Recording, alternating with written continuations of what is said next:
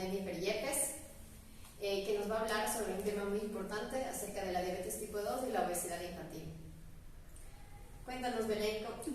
Jennifer, ¿cómo estás el día de hoy? ¿Qué nos puedes contar sobre el tema de la diabetes? ¿Por qué es un tema tan importante que la gente tiene que conocer?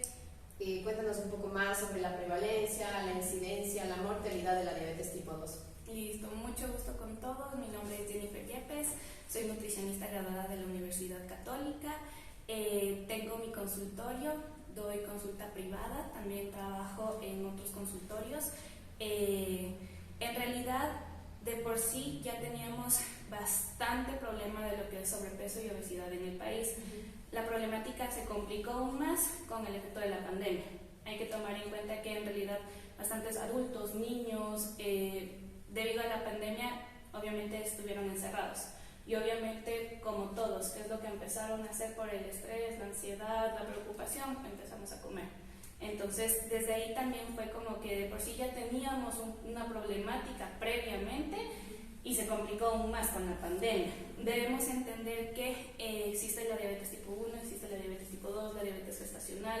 Hay que entender que la diabetes tipo 1 y la diabetes tipo 2 antes se tomaba en cuenta como si una era a partir de tal edad, la otra era solamente adultos, otros adultos mayores, otros solo niños. Ahora ya sabemos que diabetes puede ser en adulto, adulto mayor, niños, mujeres embarazadas, en todo grupo poblacional.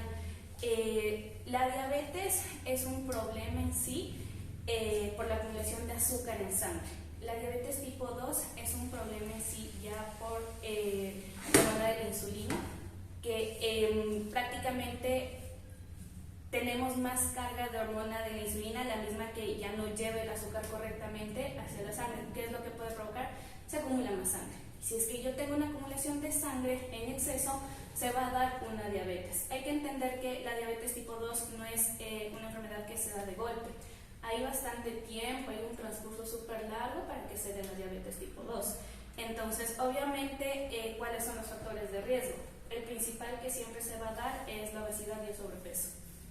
No siempre, también hay que destacar que no siempre es esto como que un factor importante de que si un paciente es diabético, un paciente es obeso o tiene sobrepeso, va a tener diabetes sí o sí. No, también es combinado con otros tipos de antecedentes. La edad, como ya mencionaba, puede ser mayores de 45 años, sin embargo, también hay bastantes casos y actualmente de menores de edad.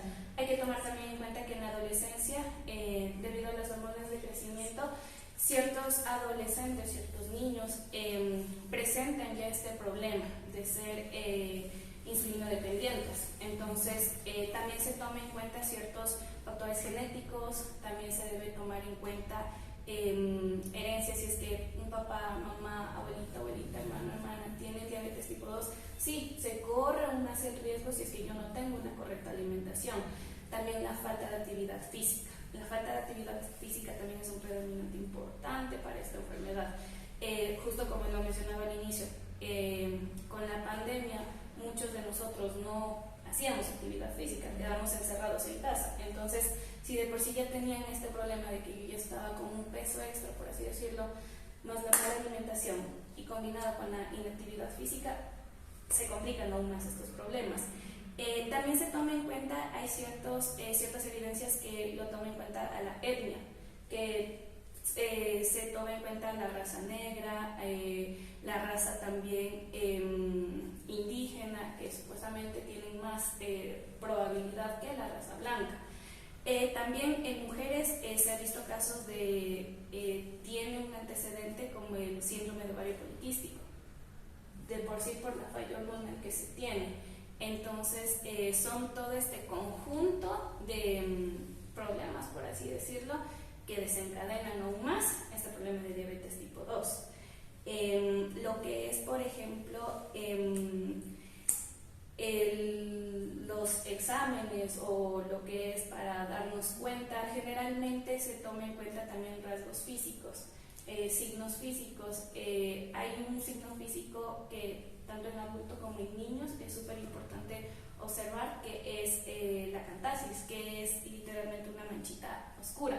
que se suele dar aquí atrásito en el cuello, también en axilas y en ciertos casos se ha visto que también en ingles, que son, puede parecer de manera vulgar decirlo así, que parece sucio, por así decirlo, pero que no es una manchita de suciedad, tampoco es una manchita de sol, una manchita de piel, por así decirlo. Ya son signos que ya podemos observar en casa, tanto en niños como en adultos, y ya podemos poco a poco ir identificando. También en los exámenes de laboratorio que el médico va a enviar y corroborará si es que sí, es un caso de diabetes tipo 2 o prediabetes o el glucosa elevada. Tienen que verlo en base a eso. Entonces, si es una problemática que actualmente está muy boom en el país, es más el boom, por así decirlo, de la desnutrición, y se dejó muy a un lado el tema del sobrepeso y la obesidad de niños. Ahorita sí, hasta lo podemos ver en televisión, es más como que desnutrición, que sí es un tema súper importante, no digo que no es súper importante, pero yo pienso como que se dejó a un ladito el problema del sobrepeso y la obesidad, ya que obviamente esto afecta a una persona, ya sea niño, adulto, mayor, a terminar con otros problemas. Las complicaciones, como me preguntabas, insuficiencia renal, algún problema en sí renal, problemas de visión, problemas en el hígado, lo que es problemas también en piel, problema vascular. Es bastante, no es solamente como que sí tengo diabetes y ya. No, si es que el paciente no está bien controlado tanto con la medicación como con su alimentación, los problemas son un millón, o sea, un montón. Y cuéntanos, Jenny, topaste en una parte interesante con el tema de la diabetes. En este caso, mencionaste los factores de riesgo, ¿sí? Y también mencionaste, a veces la gente no tiene conocimiento que ya la obesidad en sí es una enfermedad crónico-metabólica que va a traer muchos inconvenientes a futuro, incluso a corto plazo, no hablamos ya de largo plazo. Pero aquí el aspecto fundamental es las pruebas. ¿Qué pruebas se recomiendan para una persona? O sea, que llegue a una consulta, ¿tú consideras que debe ser parte de la rutina un examen de glucosa? ¿Y en qué personas ya se consideraría hacer un poco más de exámenes para ver si hay un riesgo para desarrollar diabetes? Cuéntanos de eso. Como mencionaba, generalmente el peso sí se suele tomar en cuenta, pero también hay que tomar en cuenta que hay muchos pacientes diabéticos que no tienen sobrepeso y no tienen obesidad. No, los signos físicos generalmente se suele preguntar en el lado nutricional, se suele preguntar, por ejemplo, si el paciente está teniendo mucha sed, más de lo normal, si el paciente está orinando más de lo normal, si es que nota en su orina un olor a dulce, que aunque suene raro, suele pasar que ya tiene un aroma dulzor, por así decirlo. Si el paciente empieza a decir sí, preguntar también en el lado nutricional si está presentando calambres, si está presentando hormigoneos en manos, en pies, no son normales. Y claro, eso también, revisar el cuello por detrás, porque claro, muchas veces nadie nos vemos el cuello por detrás para saber si tenemos una manchita. Entonces, eso también es súper importante, como que signos físicos, rasgos físicos, antes de ya meternos en el lado químico.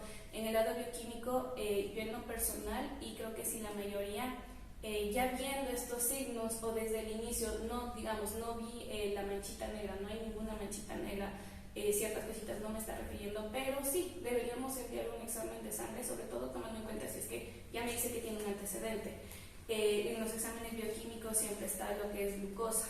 También se suele tomar en cuenta lo que son el colesterol bueno y el colesterol malo, ya que también hay ciertos factores de riesgo con esto. No siempre si es que tenemos elevado a ser 100% diabetes, pero también se toma en cuenta como que junto con la valoración.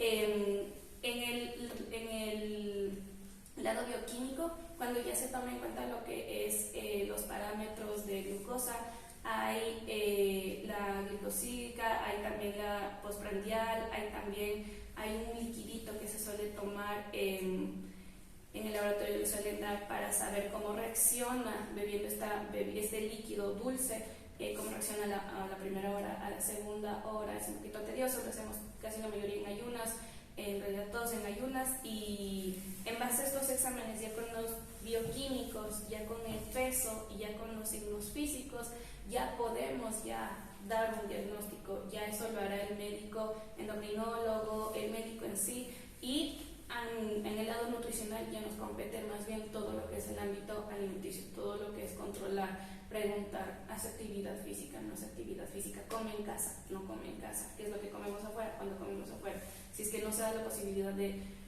yo qué sé, llevarnos la comida a mi trabajo, dar opciones de, ok, si vamos a comer afuera, en un restaurante X, tomar esto, consumir esto, tratar de no combinar los dos carbohidratos, ver si está la sopa demasiado cargada de carbohidratos, controlar con solo un carbohidrato, dar más opciones, dar más variedad, por así decirlo. Entonces, eso es del lado del médico como del lado nutricional, como que ya tener las pautas. Muchas veces, o en un caso de mi consulta, ya son pacientes que ya tienen ya los exámenes, ya vienen ya con el diagnóstico ya de tengo diabetes y me mandaron a nutrición porque no sé qué comer. Entonces, generalmente ya en mi lado, en mi consulta, ya son pacientes que ya. Sin embargo, también hay otros pacientes que sí, que vengo solamente porque quiero bajar de peso, pero ya se les da esta pauta y les dicen necesitamos enviar exámenes de sangre, la grasa visceral se encuentra elevada, no es normal tener más de 10 órganos afectados, tenemos 18, tengo que enviar un examen de sangre, es obligatorio. Ciertos casos que no presentan signos, no presentan el caso de peso elevado, tampoco orinan mucho, tampoco tengo mucha sed, necesito estar normal, como que no se toma mucho en riesgo, pero sin embargo si es que igual no se está perdiendo el peso acorde que era el objetivo, también se envió un examen hormonal, un examen para saber cómo se encuentra. Qué bueno conocer eso. Es importante también reconocer, ¿no? A veces los pacientes escuchan que los síntomas son tales de la diabetes, es la pérdida de peso, la sed constante e ir a cada rato al baño. Y llega un punto en que están esperando tener eso para decir que tienen diabetes. Entonces, lo general es que conozcamos también lo que nos comenta Jennifer de este tema, de que hay que hacer prevención y no llegar a este tema porque ya hay personas que tienen estos síntomas y ya prácticamente la diabetes está descontrolada. Están a un paso de desarrollar cetoacidosis diabética. Entonces, eso es lo importante que tenemos que reconocer. Ahora con este tema, que yo creo que todos los espectadores están esperando, cuando tú tienes un paciente con diabetes que ha sido referido hacia ti, porque obviamente el manejo de la diabetes es multidisciplinar, tanto el médico general, el médico endocrinólogo, el oftalmólogo, el podólogo, y evidentemente la base también es la nutrición, porque la nutrición es el pilar fundamental del control. Si el paciente no sabe qué comer, y este es uno de los terrores más grandes que tienen los pacientes, piensan que les diagnostican diabetes y la supresión de los alimentos es instantánea. Entonces, ¿qué les podrías decir cuando tú tienes un paciente? ¿Cómo es el abordaje desde el aspecto nutricional para que ellos estén en conocimiento? Es justamente eso, generalmente cuando ya les dicen que tienen diabetes, ya es el mega miedo y desde el inicio ingresan a la puerta y dicen, y yo sé que ya no voy a volver a comer nunca nada, y yo sé que me voy a morir del hambre para toda la vida. Y no, tampoco es como que el trauma de que no, ya no van a comer nada para toda la vida, no, es el manejo de hacerles entender que no hay un alimento, por así decirlo, malo. Es en sí la cantidad y el descontrol y los otros malos hábitos que tenemos que se combina para esta complicación. Entonces, lo que desde el inicio en lo personal se trata de mantener con el paciente, se trata de dar al paciente es la confianza y abordar. Ok, ¿cuántas veces comemos al día? Perfecto. ¿Comemos en casa? No comemos en casa. Ok, no comemos en casa, sí comemos en casa. Entregamos siempre en mi lado, siempre entrego en el abordaje es una hojita que es prácticamente nuestra lista de compras. En esta lista de compras tenemos las porciones, obviamente acorde al paciente diabético, acorde a cada paciente que tenemos el objetivo. En base a esto hacemos las porciones. Hay el mito de que nunca más van a volver a comer carbohidrato, nunca más van a volver a comer pan. Un paciente diabético no va a comer arroz, no va a comer guineo, no va a comer uvas. Y es totalmente falso, es las porciones. Por ejemplo, eso se les trata en los lácteos, que también hay cierto miedo de ciertos pacientes que dicen no, nunca más voy a tomar yogur, nunca más voy a tomar leche. No, hay opciones y hay opciones. Buscamos desde los lácteos, buscamos lácteos descremados, deslactosados, si es que tenemos algún problema de intolerancias, opciones tenemos tranquilamente. También desde el inicio en mi lado trato de recomendar que la alimentación, ya sea en general o sobre todo para un paciente diabético, es barata, es económica. ¿Por qué? Porque priorizamos todos los alimentos que podemos consumir en un mercado. y reducimos los alimentos procesados, los alimentos ultraprocesados que ya sabemos que son altos en azúcar, altos en grasas, altos en calorías. Entonces priorizamos los naturales, por ende ya es darles más confianza de que sí, porque ese también es el mito de que piensan que un paciente diabético va a comer carísimo. Todo es carísimo, yo si soy pobre, si no tengo una buena economía, por así decirlo, ya me morí porque no voy a poder alimentarme bien. Y es totalmente falso. Pueden consumir leche, pueden consumir yogures. Los yogures tratamos de buscar descremados, deslactosados. Vamos por el área de los vegetales. Vegetales tenemos casi la mayoría. Damos prioridad obviamente que sean frescos, que no sean enlatados, que no sean procesados, por así decirlo. Frutas, lo que son frutitas, lo del mito del guineo. En lugar de un guineo optamos por medio guineo. También vemos la madurez del alimento, también vemos eso. Entonces no es de si nunca más vamos a comer guineo. Frutillas, que eso siempre también es el boom. Frutillas sí podemos consumir, pero en lugar de comernos quizás 3 libras nosotros solitos, podemos reducir a 6 porciones. Ok, podemos distribuir al día, no hay problema. Que también tomamos en cuenta las uvas, eso también es chistoso porque generalmente dicen que les han quitado el mango, les han quitado las uvas, que es súper malo y súper cruel, por así decirlo. Bueno, he escuchado más que nada de a la vecina le quitaron las uvas y le quitaron el mango y es temporada del mango y qué dolor el mango. Y no, es en realidad disminuir la porción, ver la madurez. Hay 3 tipos de uvas, la negra, la moradita, la verde. Sabemos que la verde y la negrita tienen bastante azúcar, optemos por la rosadita y en lugar de 20 vamos a optar por 4, vamos a optar por 5. Obviamente al momento en el que comemos matamos la ganita y es bien chistoso porque a veces mientras más se les dice no, más ganas nos da. Y es lo más chistoso, mientras yo más digo no hay pan, más ganas tengo del pan, pese a que nunca me ha gustado el pan. Con lo de los carbohidratos, totalmente falso que nunca más van a volver a comer pan. Podemos optar por pan integral, podemos optar por pan con cereales altos en fibra, tranquilamente. Les prohíben el arroz, podemos optar por arroz integral o también el arroz normal, no hay problema, pero controlamos las porciones. En lugar de ser 2 platos soperos de arroz en mi almuerzo, optamos porque sea una porción de 1 taza o un cucharón y aumentamos el consumo de vegetales. Lo que son las proteínas, que dicen nunca más voy a volver a comer cerdo. Tranquilos, sí podemos, optemos una opción más magra, en lugar de que sea súper grasosito, busquemos un tipo de fritada más magra, más bajita en grasa, que sí las podemos conseguir tanto en un mercado como en un supermercado. Proteínas tipo pollo, carne, pescado, atún, sardinas, sí las podemos consumir. Hay que tomar en cuenta las porciones siempre, y obviamente siempre será la importancia de la preparación. No podemos darnos el lujo de consumir abundantes fritos si es que yo estoy con mi problema de diabetes y aparte tengo sobrepeso.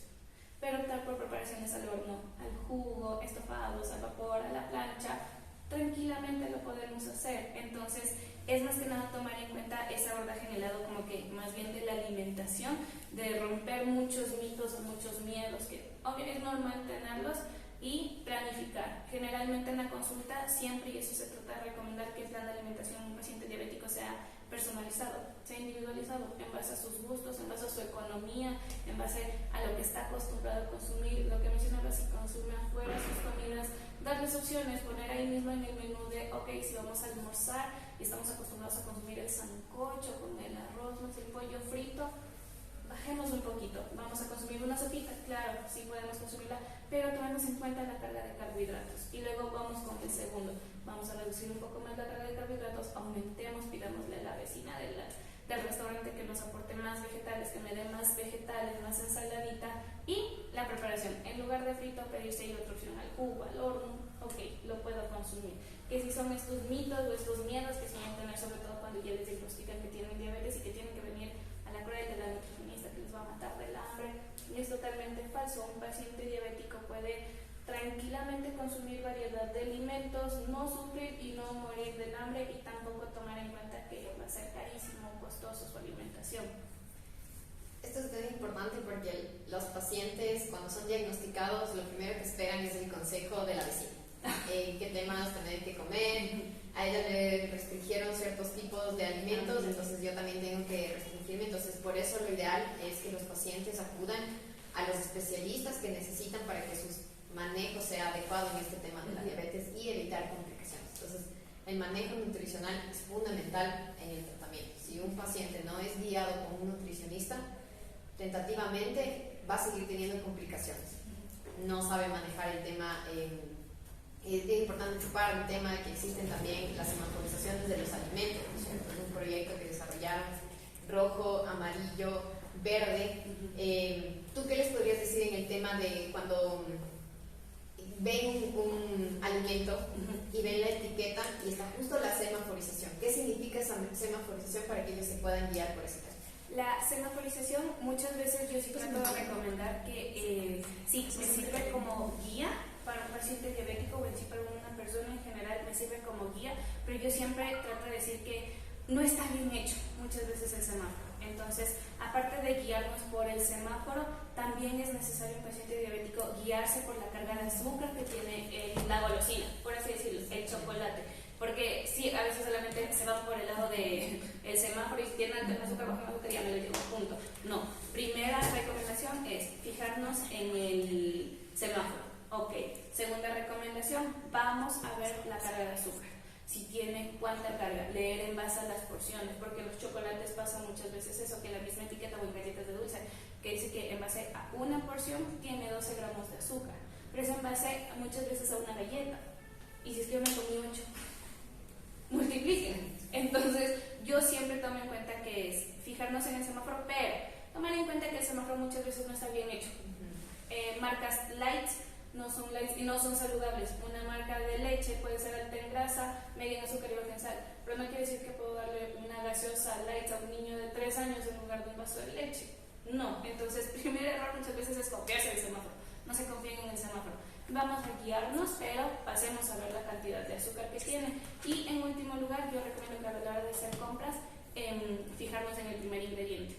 El primer ingrediente de cualquier producto procesado es el que más tiene el producto. Entonces, si es que yo compro y dice que tiene chocolate, supuestamente light, supuestamente bajo en azúcar, pero el primer ingrediente es azúcar, ya nos están mintiendo. Lean la cantidad de azúcar, debe tener unos 12 gramos.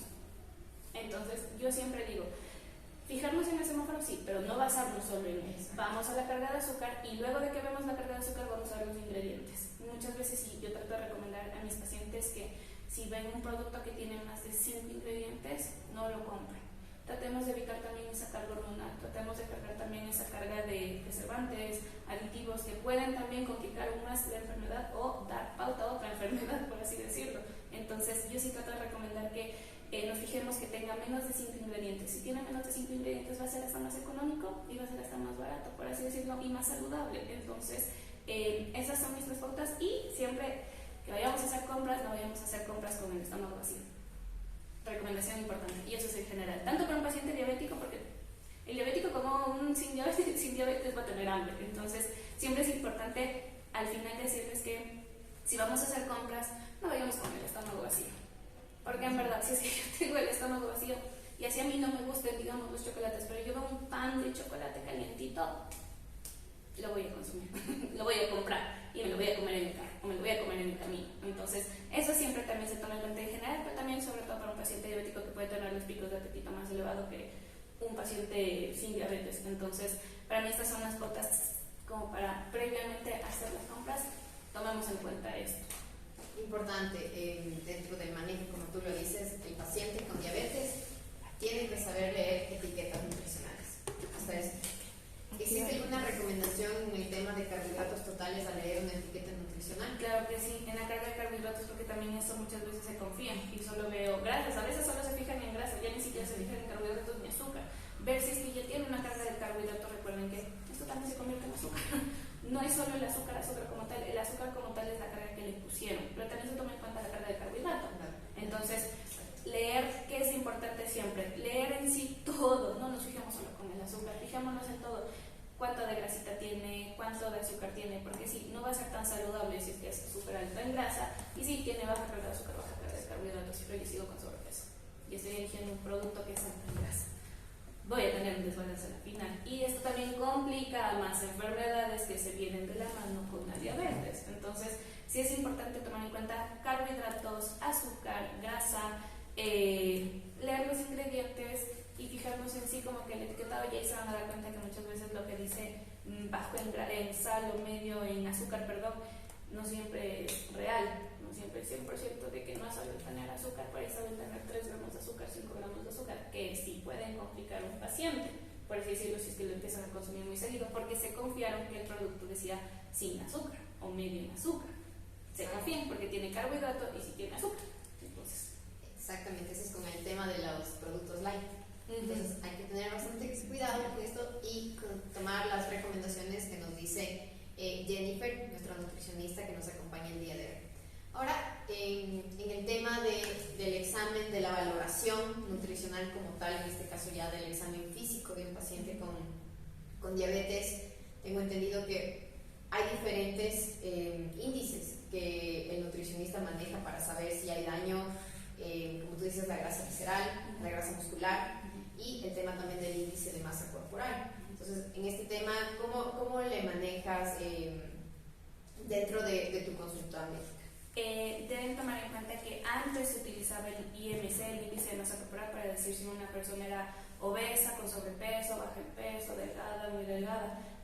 Ya actualmente eso no se considera como un factor para decir si es enfermo, si es obeso, porque deben tomar en cuenta que, claro, si yo tengo un peso extra, mi talla, yo hago la valoración y tengo un índice de masa corporal que me da en sobrepeso o me da en obesidad, pero quizás soy deportista y yo no tengo grasa, es solamente músculo. Obviamente el músculo va a pesar, pero sí, la valoración va a decir que tengo obesidad, yo no soy obesa. Entonces eso siempre es importante, ya sea deportista el paciente diabético o no sea deportista el paciente diabético, tomar en cuenta que el índice de masa corporal ya no me sirve como para decir si es saludable, no es saludable. Primero eso, hay ciertas balanzas de bioimpedancia que nos dan, ya nos ayudan a una mayor facilidad para decir, separar por compartimentos, separar qué es grasa, qué es músculo, cuánto es grasa visceral de mi peso corporal, cuánto es agua, cuánto es mis huesitos, cuánto pesan mis huesitos, cómo está mi densidad ósea. Y por último es también masa fecal. Hay ciertas balanzas de bioimpedancia que también me dan un rango de masa fecal. Entonces, todo esto se toma en cuenta en una valoración al momento de subirnos a tomarnos el peso, porque eso deben entender que sí, a veces nos pesamos en casa con la balanza normal que tenemos en casa de baño, y sí, 80 kilos. Subir, estoy ahí. Pero también hay que tomar en cuenta, si quizás hacemos deporte, puede que subimos masa muscular o no, quizás si es solo grasita. Entonces, se toma en cuenta en el área nutricional el peso, pero en base al peso ya vamos por compartimentos: agua, músculo, huesos, grasa visceral, que es la grasa que se encuentra dentro y alrededor de cada órgano, donde el tope máximo son 10 órganos afectados. Si tenemos menos es mucho mejor, pero si tengo más, ya son personas que ya debo tomar en cuenta exámenes de laboratorio, porque no es normal tener más de 10 órganos afectados. Obviamente en base a la alimentación ya esto empieza a mejorar, la cantidad de fibra que ingiramos, la cantidad de líquido que vamos a ingerir ya mejora. También se toma en cuenta en el ámbito de mi valoración la edad biológica. No es algo que determine diabetes, nada que ver, pero también es otro rango importante que se toma en cuenta en la valoración, ya que es la edad que refleja el consumo de agua, el buen descanso y la actividad física. Entonces también puede verse un paciente diabético afectado porque quizás tengo solo 35 años y ya tengo una biológica de 58, de 68, de 80 años, y por ende tengo una grasa visceral de 18. Entonces se toma en cuenta también circunferencias. Las circunferencias de la cintura también es una valoración súper importante, ya que si es que en varones se tiene más de 100 centímetros o 101.2, ya es un riesgo de enfermedad, ciertos problemas, ciertas enfermedades que ya vienen de la mano. En mujeres es más de 88 centímetros de cintura, que ya me da como que un signo, por así decirlo, de puede haber una complicación en el futuro si es que no toma las medidas correctivas en este momento. Se toma en cuenta también circunferencias ya sea de cuello, pecho, espalda, brazo, muñeca, muslo, cintura, cadera, pantorrillas y también pliegues. Los pliegues con el caliper también es para ver cómo se encuentra la composición corporal, cuánto es grasita, cuántos músculos, de esa manera. Entonces, en base a todo ese rango, en base a todos esos datos recolectados, ya vamos como que para el tratamiento, como para el área. Obviamente sin tomar en cuenta el lado bioquímico, sin tomar en cuenta el lado bioquímico, solo como que por el lado así, es todo esto del lado nutricional, por así decirlo. Ya por el lado bioquímico ya son otras cosas y ya se toma en cuenta también el antecedentes, otros riesgos, otros problemas familiares y así. Entonces, más que nada, como que el lado nutricional se tomen en cuenta estas valoraciones. ¿Y te gustaría indicarnos la distribución del plato saludable? Claro que sí. En cuanto a la distribución del plato saludable, siempre se toma en cuenta, sobre todo en pacientes en general o en paciente diabético, que lo que es la mitad del platito, lo que es casi la mitad del plato tendido, obviamente, tienen que ser vegetales, ensaladas vegetales, y se combina también con el consumo de frutas y verduras. Entonces, tomamos en cuenta que la mitad de nuestro platito tiene que ser vegetales. De esta mitad dividimos en otra mitad, donde la carga será alimentos ricos en proteínas, donde también se incluyen lácteos. Hay que tomar en cuenta que los lácteos también son fuentes de proteína, porque muchas veces pensamos que solo es el pollo, carne, pescado, las fuentes de proteína. También tomamos en cuenta yogur, queso, leche, pollo, carne, pescado, y también tomar en cuenta ciertas leguminosas, ciertas hortalizas que también son fuente de proteína, en caso de que también hay pacientes diabéticos que son vegetarianos, que son veganos, que también hay que tomarlos en cuenta. Y lo que es la carga de carbohidratos, que esto sí es súper importante, sobre todo en un paciente diabético. Un cuarto del plato, tomar en cuenta la carga de carbohidratos. En lo que son porciones, se toma en cuenta que al día se deberían consumir entre 3 a 4 porciones de carbohidratos, pero tomar en cuenta cómo se encuentra el paciente diabético, si está bien controlado, si es un paciente que sí toma la medicación que el médico le envió, porque claro, si es que hay pacientes que no quieren tomar la medicina porque escucharon por ahí que causa algo más y que no quieren tomar para nada la medicina, entonces ser más estrictos en la alimentación. En este caso no significa que también va a mejorar, nada que ver, necesita los dos tratamientos, pero tomar en cuenta que la carga de carbohidratos será individualizada en base a cómo se encuentra el paciente, ya que si es que también está en un proceso de pérdida de peso, también tenemos que bajar las calorías en general. Entonces no es quitarnos los carbohidratos, sino bajarnos en general. Entonces se mantiene de esta manera, y tomamos en cuenta también que el consumo de agua y actividad física es fundamental, al menos 1 o 2 litros al día de hidratación, sin tomar en cuenta, también recuerden, porque muchas veces toman en cuenta el café como un hidratante, y el café suele deshidratar, no es un hidratante, porque hay pacientes que no les gusta tomar agua, que les gusta tomar café en lugar de agua, y se llevan términos en verdad. Entonces dicen, no, sí, yo tomo agua. No, nos estamos deshidratando. O también hay ciertos pacientes diabéticos que son deportistas y que no toman agua durante el día y solo toman agua durante la actividad física, que eso tampoco es hidratación, eso es recompensación, y no le tomo en cuenta como si se estuviera hidratando. Ahorita se me desmaya en el piso del sudor, del cansancio, y está tomando agua, pero eso no se toma en cuenta fuera de. Entonces, tomamos en cuenta siempre actividad física, agua, el consumo de vegetales, que sea más o menos nuestro medio platito, el consumo de proteínas y el consumo de carbohidratos, que vendrán divididos en un cuarto.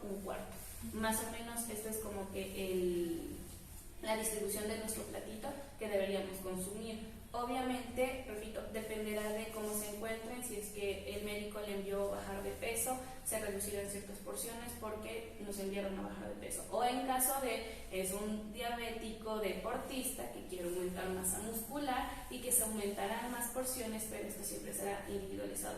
Lo que mencionabas, claro, lo que me envió a mí, yo soy la vecina, y lo que me envió a mí el médico no va a ser lo mismo que me enviaron acá. Es individualizado, hasta el tratamiento, no lo que a mí me envían de medicación va a ser igual que la de mi vecino, no. Entonces, esto es como que el dato en general, pero siempre es individualizado en base a cómo nos encontremos. Si es que hay un déficit de masa muscular, si es que quiero aumentar masa muscular, si es que estoy bien en mi rango de masa muscular, no quiero bajar de peso, mi médico no me mandó a bajar de peso, estoy bien, ¿ok? Tomamos en cuenta en general. En el tema de las porciones, hay una mnemotecnia donde utilizan la palma de la mano. ¿Te gustaría indicarnos esa mnemotecnia? En lo que es manitas, porque se pueden utilizar desde tazas, gramaje, que es pesar los alimentos, o también en base a nuestras manitas. Siempre se toma en cuenta que la porción de proteína, lo que es por ejemplo pollo, pescado, pavo, se acorde a la palma completa. Lo que es carnes, filete de carne, siempre se toma en cuenta que sea media palmita, esta partecita de aquí. Y lo que es pollo, pescado, filete de pollo, filete de pescado, filete de pavo, se toma en cuenta esta partecita de aquí. Lo que son aceites, muchas veces le suelen recomendar, a mí me gusta más que nada lo que es el dedo. Generalmente se suele tomar en cuenta el dedo como que la porción de la grasa al día, más o menos.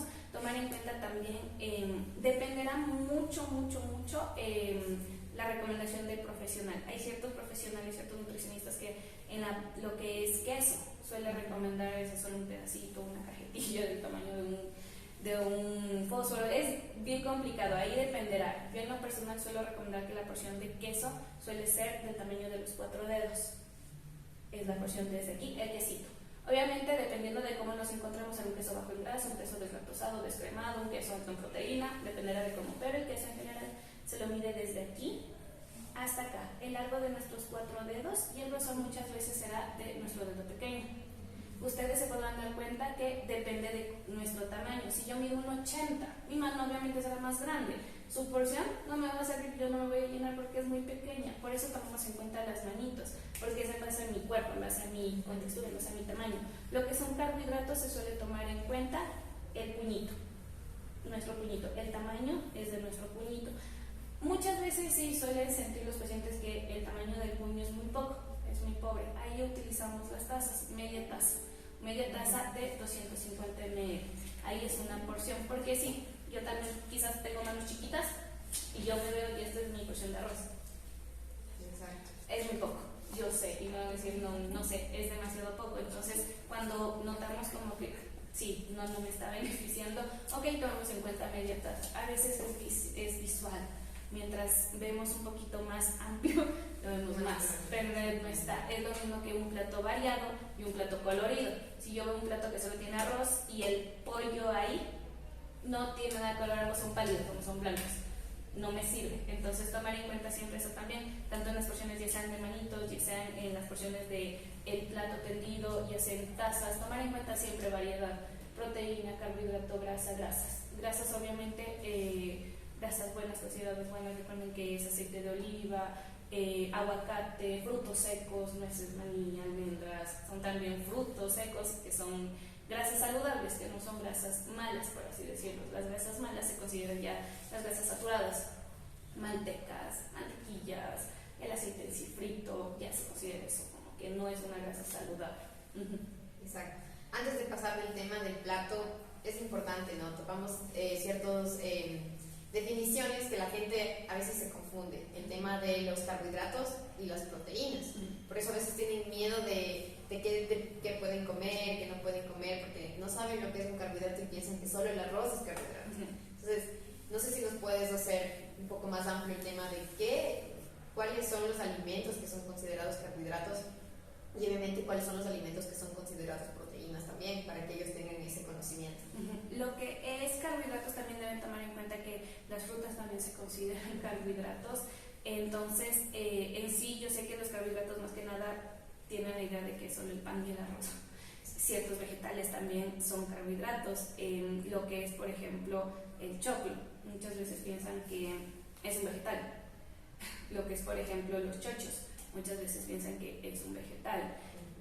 Los carbohidratos pueden ser también el verde, el maduro, el belloco, la yuca, las habas, los chochos, la quinoa, todas las harinas también son carbohidratos que también pueden afectar aún más en lo que es el proceso dietoterapéutico para pérdida o aumento de peso o para lo que es diabetes.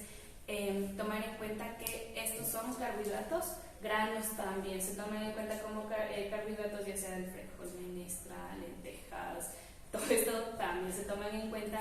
Y lo que es, por ejemplo, de las proteínas, entienden que existen proteínas de origen animal y proteínas de origen vegetal.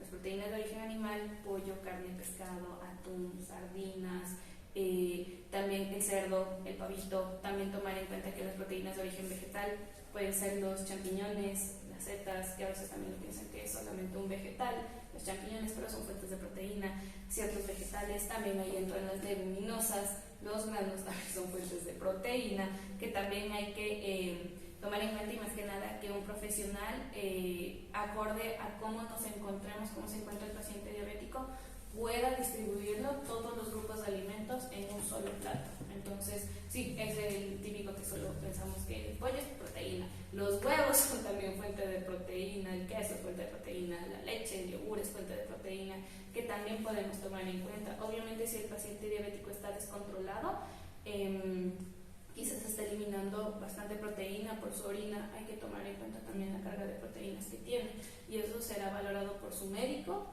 y después será remitido a nutrición para nosotros en base base al diagnóstico que nos ha dado el médico, decir, ok, tenemos que cortar la carga de proteínas, estamos quizás consumiendo demasiado, quizás está tomando algún suplemento, que estamos teniendo un exceso en orina, entonces tomamos en cuenta todo eso, pero es más o menos como que ampliar un poquito más en base a lo que les digo, que es más que nada no los típicos, sino también tomamos en cuenta estos. Exacto, eso es muy importante porque tiene que ser individualizado. A veces suspenden muchos alimentos y también manejan malos alimentos. A veces se llevan el tema del tostadito, ¿no? Para pasar el hambre, y también se están manejando porciones exageradas en ese tema. Se suspenden algo que se puede comer, pero están comiendo más alimentos que no tienen ese conocimiento, como tú decías. El chocho, sí, y en sí tiene una carga de carbohidratos muy baja. Es muy recomendable, de hecho, para el paciente con diabetes, pero a veces suelen suprimir este tipo de alimentos. Y también se van inclusive a comer ensalada de frutas en la noche, sobre todo. O sea, no comieron fruta en la mañana, pero para mantenerse sanos, ellos tienen ese tema también de que consumir una fruta está bien. Por eso es importante, en algunas recomendaciones les enseñan también el conteo de carbohidratos. Y obviamente lo más importante es que reconozcan la distribución del plato saludable, la porción de carbohidrato, guiarse por la mnemotecnia, que es una de las mnemotecnias más fáciles que les suelen enseñar en el tema de educación en diabetes, y esa es la importancia que tenemos en este aspecto. Con el tema de ciertas complicaciones, ¿has llegado a manejar pacientes con complicaciones que han venido ya, han debutado con ciertas complicaciones tanto micro como macrovasculares? Sí, sí he llegado a tener, más que nada en lo personal han sido pacientes que no se cuidaban ni con la alimentación ni tampoco tomaban su medicación. Pacientes con pie diabético que ya tenían una amputación, ya sea de un dedo, ya sea en sí del pie en general. Más que nada han sido, sí, pacientes que eran descontrolados. En mi caso personal han sido más adultos mayores. Con este tipo de problemas vasculares han sido más adultos mayores que pacientes jóvenes o niños, por así decirlo. Entonces, en la consulta he visto sí, pero más paciente diabético, paciente que ya presenta también adultos mayores que se encuentran en completo reposo, diabético y encamado, por así decirlo, pasan mucho tiempo sentado y obviamente se escaraban. Y obviamente ya esto es un problema de coagulación y obviamente esto ya se va a descompensar si es que no está bien tratado su diabetes. Entonces, sí, es súper importante también eso, ya que si es que no se encuentra bien manejado, el riesgo de tener problemas cardiovasculares es súper fuerte, tener infartos, tener accidentes cerebrovasculares es muy común, en realidad, y no depende de ser joven, ser adulto mayor, no depende, pero sí, se ve muchísimo, por así decirlo, pero eso no quiere decir que no está, que no se puede dar si es que no se cuidan. Sí se ve bastante, sobre todo pacientes que en mi caso personal ya han sido pacientes con obesidad previamente, pacientes obesos que ya han tenido hasta infartos, que ya han tenido microinfartos y no se han tratado de cuidar, no se han tratado, generalmente confían más que la comida es todo y no, es el tratamiento en general.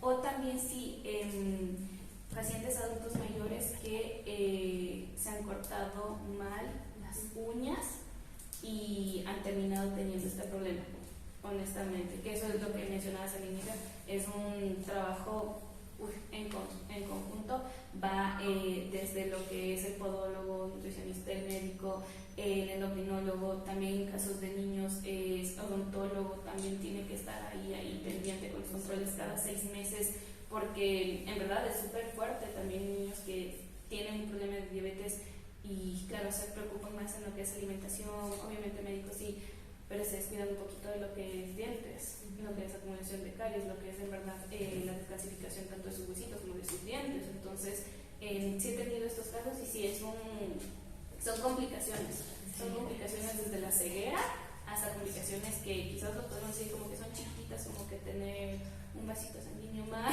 por así decirlo, que eso puede generar un infarto, un accidente cerebrovascular y terminar complicándonos. Tal vez la audiencia nos quisiera realizar algún tipo de pregunta, aprovechando que estamos con Jennifer en estos momentos.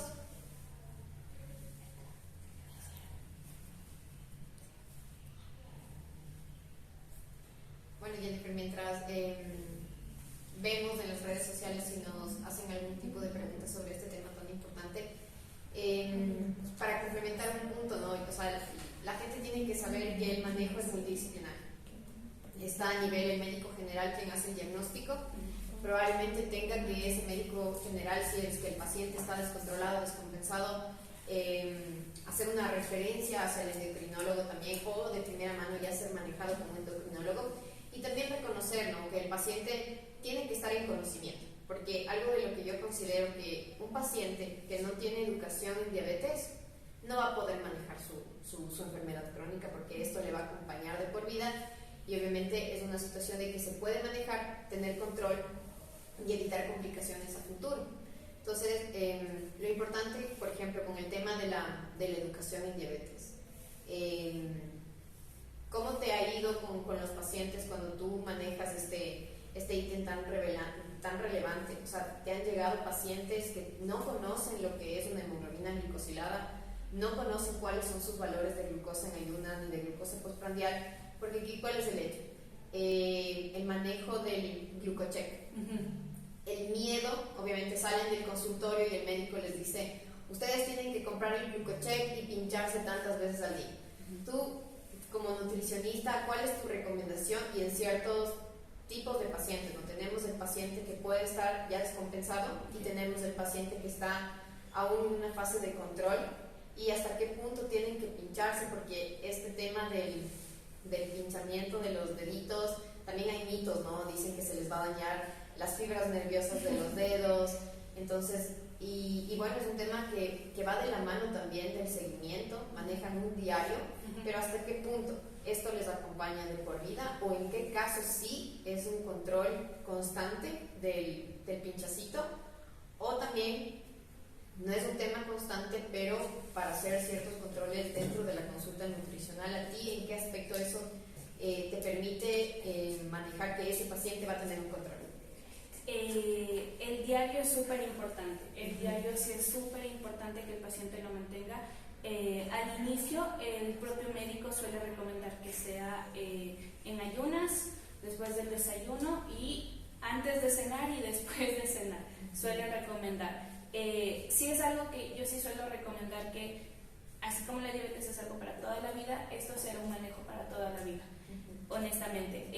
Obviamente al inicio, y sobre todo si es que es un paciente que está descontrolado, que es un paciente quizás no muy estricto, no es muy estricto, suelen recomendar, o yo también suelo recomendar, que sea por lo menos durante el primer mes o durante los 2 primeros meses de tratamiento, sí, hacerlo constantemente, hacerlo diario. Cuando yo envío el menú, envío los rangos. Yo suelo enviar los rangos, qué es normal, qué no está bien, qué hacer si es que no está bien, qué hacer si es que está demasiado bajo, qué debemos hacer. Entonces, los rangos para mí el diario, sí, en base al diario podemos ver si es que es un paciente exitoso, por así decirlo, un paciente que sí se va a adaptar bien a la medicación y a la alimentación, o saber que no va a ser muy estricto, entonces no lo vamos a tomar todos los días, quizás vamos a tomarlo solo 3 veces a la semana, por así decirlo, pero sí, será en base. A mí me gusta al inicio, durante el primer mes, sí, ni bien nos diagnosticaron que tenemos diabetes, sí, tomarnos en cuenta el primer mes, porque va a ser quizás el de más susto, el que más se preocupan, el que más van a estar constantes porque se asustaron. Porque si yo lastimosamente digo, cuando se acuerde, durante el primer mes que le doy la noticia que tiene diabetes, el médico ya le dice que tiene diabetes, si es que se le da como que esta pauta de cuando se acuerde tomarse, muchas veces no se toman para no asustarse más. Para no asustarse más. Entonces, si es un riesgo porque puede estar elevado, puede ser que la medicación está muy alta, está muy baja, no estamos bien controlados, no ha sido bien educado en la alimentación, necesita quizás más carga de su medicación. Entonces, yo recomiendo el primer mes, sí, tener el diario, en verdad, tomarnos las veces que nos haya recomendado el médico. Yo recomiendo en ayunas y después de desayunar y antes de dormir, siempre. Entonces, tomar en cuenta esto. Hay ciertos médicos que se envían las 3 veces al día constantemente, y romper ese mito. En realidad es por su salud, no quiere decir que se va a terminar teniendo alguna malformación o algún problema nervioso por estarme pinchando.